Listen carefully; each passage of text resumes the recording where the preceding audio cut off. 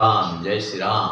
જો ભાઈ એક નાની બાળા છે યાર, ખૂબ સુંદર બોલે છે.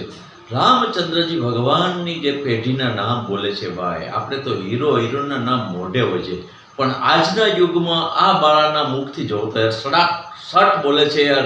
રામની આખી પેઢીના નામ બોલે તો સાંભળો, આ રામના નામ આખી પેઢીઓના નામ બોલે છે. જય શ્રી રામ, જય શ્રી રામ, જય શ્રી રામ. હીરો અને હિરોઈનના નામ તો બધાને આવડે, પણ રામની આખી પેઢીના નામ કોઈને આવડે? આપણે સનાતન ધર્મ માનીએ છીએ, આપણને આખી રામની પેઢી આવડવી જ જોઈએ. તો તમે સાંભળજો ને, હું બોલીશ.